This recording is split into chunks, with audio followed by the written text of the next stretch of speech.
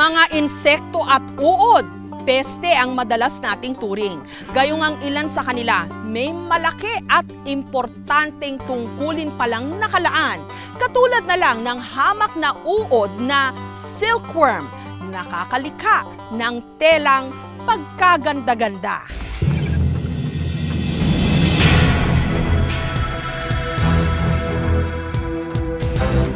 Nito lamang Abril, inilunsad ng PDEA o ng Philippine Drug Enforcement Agency ang Oplan Cliffhanger. Misyon nitong sugpuin ang paglaganap ng mga taniman ng ipinagbabawal na halamang marihuana sa ilang bahagi ng Cordillera Region.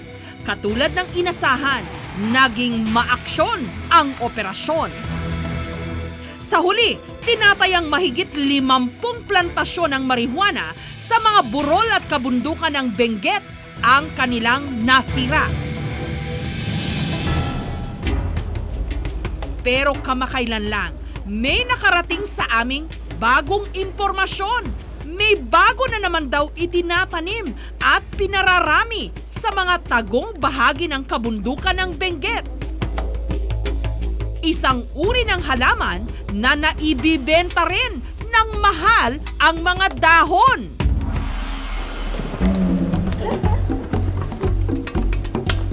Dalawang oras nag-trekking ang aming team para lang mapuntahan ang nasabing lugar. Hanggang narating nila ang sitio Cuba sa bayan ng Kapangan sa Benguet. At ito ang tumambad, hindi mga halamang damo na bawal, kundi mga puno ng mulberry. Ang mga dahon ng punong ito ang siyang ipinapakain sa isang uri ng uod, ang silkworm. Kapag ang silkworm umabot na sa pupa stage, binabalot nito ang kanyang sarili sa isang cocoon na parang hibla-hiblang shell. Hanggang kalaunan, nagiging moth ito, isang klase ng insekto na may malapad na pakpak na parang paru-paro. Mula sa cocoon, nakakakuha ng mahigit 1,000 metro ng sinulid na siya namang nagagawang mamahaling tela na seda o silk. Malaking pagkakakitaan.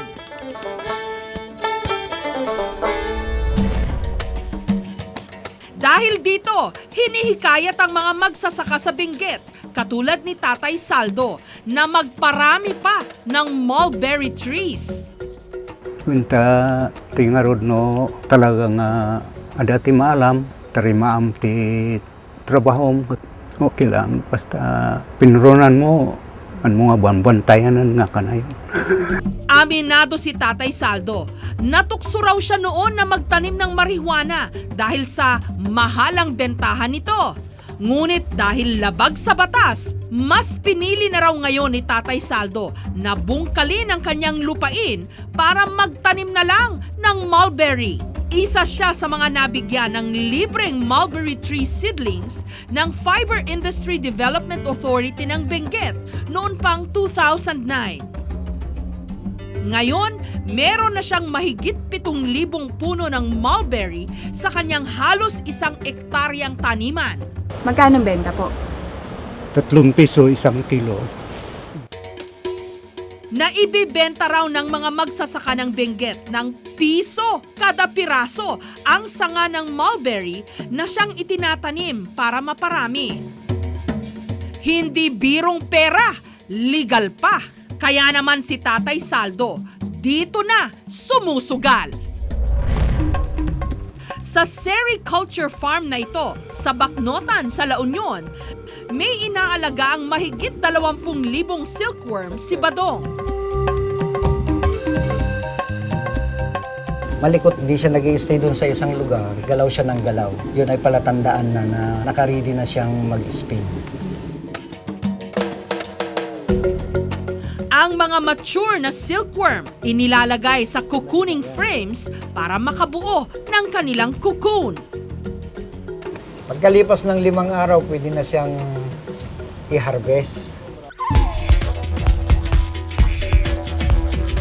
Sa loob lang ng isang buwan, nakakapag-harvest si Badong ng 30 to 40 kilos ng silk cocoons. Dito sa silkworm, makakapag-alaga ako ng 10 bisis sa loob ng 1 taon. Samantalang doon sa palay at saka mais, tig-1 bisis lang sila. Kada kilo ng cocoon na ibibenta niya sa halagang 160 pesos sa Sericulture Research and Development Institute ng Bacnotan. Kung saan naman ito ipinoproseso para maging telang silk. Una munang pinatutuyo ang mga cocoon. Pinapatay natin yung pupa, at the same time inaalis natin yung moisture content sa katawan. Sunod na inihiwalay ang mga reject. Kasi reform na to, hindi na pwedeng i-reel. Kasi wala na yung, maiksi yung filament niya. At saka lulutuin ang mga magagandang klase sa mainit na tubig. Sa ganitong paraan, mas madali raw lumabas ang mga hibla ng silk. Ang reeling basically, ina-extract ngayon yung filament sa cocoon. Kasi sa isang cocoon, nakakahugot tayo ng 1 to 1.5 kilometer continuous filament length sa isang cocoon. Ang purong sinulid na ito na ibibenta sa halagang 2,500 pesos kada kilo na inihahabi naman para maging tela. Ang mga reject na cocoon na gagawang decorative handicraft katulad ng corsage at mga flower display. Kukulayan lang ng dye o jopos ang mga cocoon. Gugupit-gupitin at saka ia-assemble. Hindi lahat ng namumuhunan ay kayang bumili ng mga makina. Naisipan namin gumawa ng mga produkto na kahit mga out-of-school youth, mga rural women ay kayang gawin. Pati mga kuko na nakuhanan na ng sinulid, may mapaggagamitan din. Pinoproseso ito para maging materyales na papel na nagagawa namang cellphone holder, envelope, at bag. Pero alam nyo bang pati mga pupa may hatid pang ibang biyaya? Ang home economics teacher na si Maria, nakakapagluto ng iba't ibang putahe mula sa pupa ng silkworms, katulad ng curried pupa.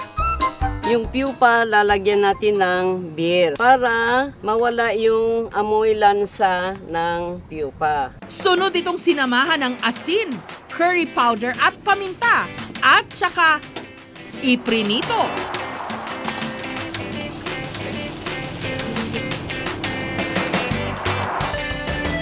Malambot yung texture niya, lasang hipon. Lasang mani po. Pero paalala ni Maria, mataas daw ang pupa sa protina. Pwede ring maka-high blood. Kailangan dahan-dahan lang, huwag naman sa marami. Kasi yung isa daw, nakaka-high blood. Hindi lahat ng uod nakakadiri.